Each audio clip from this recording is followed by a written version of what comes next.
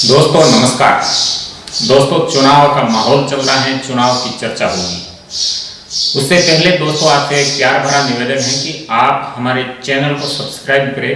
Video में दी गई जानकारी आपको पसंद आ रही है तो वीडियो को लाइक करें। आप पहली बार हमारे चैनल पर आए हैं, अब तक आपने चैनल सब्सक्राइब नहीं किया है तो प्लीज हमारे चैनल को सब्सक्राइब करें। दोस्तों आज हम बात करेंगे हनुमान बेनीवाल के बारे में, बात करेंगे आरएलपी पार्टी के बारे में। दोस्तों चुनाव से पहले हनुमान बेनीवाल जहां कहीं भी जा रहे थे, जिस जगह भी उन्हें बोलने का मौका मिल रहा था, चाहे वो मीडिया में हो या कहीं और जनसभा में हो, हर जगह वो एक ही बात कहते थे कि 2018 में हमारी पार्टी नई बनी थी, इसलिए हम उस तैयारी के साथ चुनाव मैदान में नहीं जा पाए जिस तैयारी के साथ में हम 2019 में जाने वाले हैं। यानी कि हर जगह ये बात कही जा रही थी, किसी और के द्वारा नहीं बल्कि पार्टी के सुप्रीमो हनुमान बेनीवाल के द्वारा कहा जा रहा था, दावा किया जा रहा था कि हम राजस्थान की सभी 200 विधानसभा सीटों पर चुनाव लड़ेंगे, ना किसी की मदद होगी, ना किसी को सहारा दिया जाएगा। इस प्रकार की बातें की जा रही थी। और जब मुखिया के द्वारा इस प्रकार की बातें होने लगी तो जो आरएलपी के जो नीचे के लेवल के कार्यकर्ता हैं, जो जमीन से जुड़े हुए कार्यकर्ता हैं, वो भी गांव में ढिंडोरा पीटने लगे, बातें करने लगे कि आरएलपी इस बार 200 विधानसभा सीटों पर चुनाव लड़ने वाली है और आरएलपी हनुमान बेनीवाल के नेतृत्व में राजस्थान में नई सरकार बनने वाली है। अब दोस्तों जैसे ही 9 तारीख का समय बीत गया, उसके बाद में तस्वीरें लगभग क्लियर हो गई हैं, लगभग साफ हो गई हैं। राजस्थान में सभी पार्टियों के मिलाकर के कुल 1875 उम्मीदवार चुनाव मैदान में डटे हुए हैं। बहुत सारे निर्दलीय हैं। 80 राजनीतिक दल इस चुनाव में पार्टिसिपेट कर रहे हैं, जिसमें आरएलपी के कितने हैं यह सोच करके आपको आश्चर्य होगा कि जो पार्टी चुनाव से पहले 200 विधानसभा सीटों पर लड़ने का दावा कर रही थी, उस पार्टी ने महज 74 सीटों पर ही अपने उम्मीदवार उतारे हैं। और जिनके साथ में हनुमान बेनीवाल ने गठबंधन किया है चंद्रशेखर रावण की पार्टी के साथ में, उस पार्टी ने भी अपने 46 सीटों पर उम्मीदवार उतारे हैं। यानी दोनों ही पार्टियों को अगर मिला करके हम बात करें तो इस गठबंधन ने 200 में से 124 सीटों पर अपने उम्मीदवार उतारे हैं। तो क्या ये पॉसिबल है कि 200 विधानसभा सीटों वाली विधानसभा में 124 सीटों पर चुनाव लड़ने वाला गठबंधन सरकार बनाने के लिए जो आंकड़ा चाहिए होते हैं 101 सीटों का, क्या उस तक पहुंच पाएगा? अगर उस तक नहीं पहुंच पाएगा तो फिर सरकार किस प्रकार से वो बना पाएंगे? क्या चुनाव से पहले आरएलपी लूज हो गई है? आरएलपी ने ये मान लिया है कि हम इस चुनाव में सरकार बनाने के आंकड़े तक नहीं पहुंच पाएंगे। जिस प्रकार से जो तमाम सर्वे निकल करके सामने आ रहे हैं, उन तमाम सर्वे में कांग्रेस और भारतीय जनता पार्टी के बीच में सीधी फाइट बताई गई है।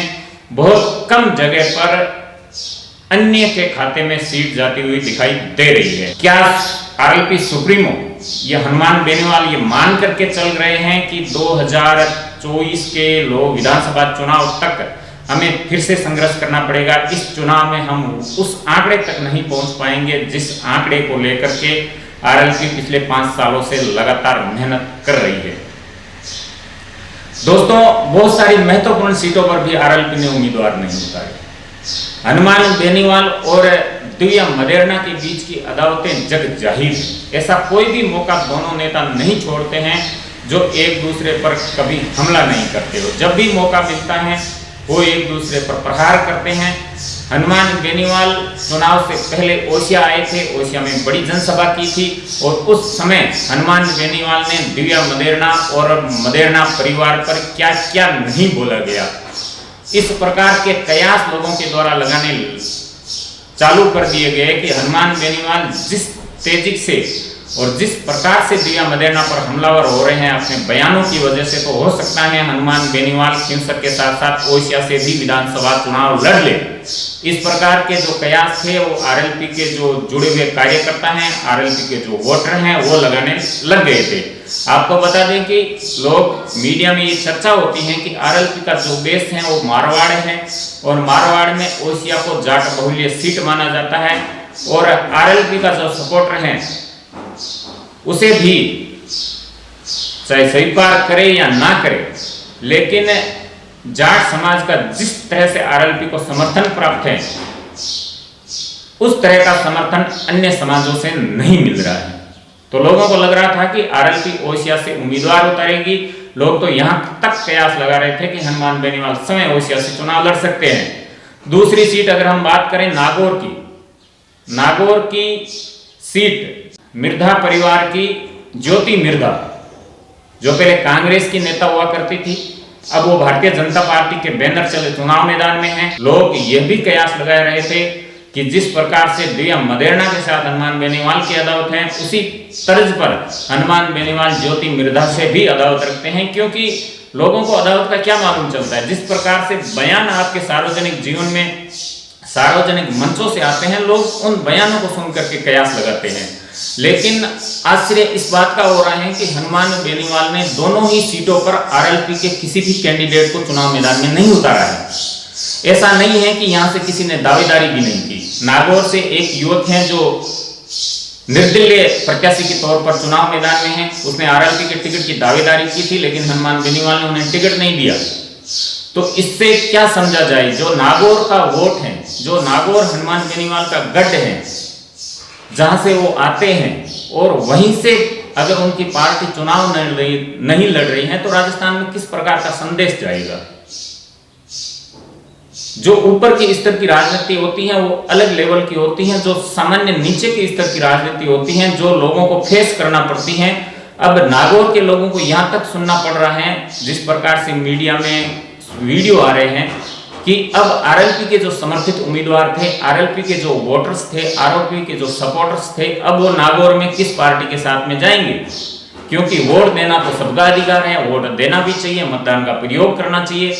अगर आरएलपी ने अपना उम्मीदवार नहीं उतारा है तो फिर वो किस पार्टी के साथ में जाकर के अपना मतदान करेगा। तो ये बातें जो आरएलपी के सपोर्टर हैं उन्हें जमीनी लेवल पर सुनने को मिलती है। तो दोस्तों, ये कुछ बातें हैं जो आरएलपी से जुड़े हुए लोग हैं उन्हें समझ में नहीं आ रही हैं, जो आरएलपी को कवर करते हैं उन्हें समझ में नहीं आ रही हैं कि आखिर किस नजरिए से आरएलपी चुनाव मैदान में गई है, क्या टारगेट लेकर के आरएलपी चुनाव मैदान में गई है। क्योंकि आरएलपी के नेता पहले तो यह बात कर रहे थे कि हम सरकार बनाने तक के आंकड़े तक पहुंच जाएंगे, भाजपा और कांग्रेस कहीं भी टक्कर में नहीं है। लेकिन अब स्थिति एकदम उल्टी सी दिख रही है कि आरएलपी चुनाव ही 124 सीटों पर लड़ रही है, ये पूरा गठबंधन। तो फिर आज सरकार बनाने के आंकड़े तक कैसे पहुंच पाएंगे, इस प्रकार के जो सवाल हैं लोगों के जहन में तैरने लग गए हैं चुनाव से पहले। आखिर पूरे 5 साल हनुमान बेनीवाल ने दिव्या मदेरणा और ज्योति मिर्धा पर हमला बोलते हुए निकाल दिया। एक नेता और है हरीश चौधरी, उन पर हमला बोलते हुए निकाल दिया। एक के सामने तो उम्मीदवार उतार दिया, लेकिन इन दोनों के सामने आखिर आरएलपी ने किस मकसद से उम्मीदवार नहीं उतारा है। अगर किसी मकसद से उम्मीदवार नहीं उतारा है तो उस मकसद को आरएलपी सुप्रीमो को सामने आकर के लोगों को बताना चाहिए कि मैंने इसलिए चुनाव मैदान में उम्मीदवार नहीं दिए हैं। ये बातें हैं, छोटी छोटी बातें हैं, बहुत बड़ा प्रभाव डाल सकती हैं। बाकी सभी मारवाड़ की सीटों पर हनुमान बेनीवाल ने अपने उम्मीदवार उतारे हैं, उनके संगठन के जो सहयोगी हैं, उनके गठबंधन के जो सहयोगी हैं, उन्होंने भी उम्मीदवार उतारे हैं।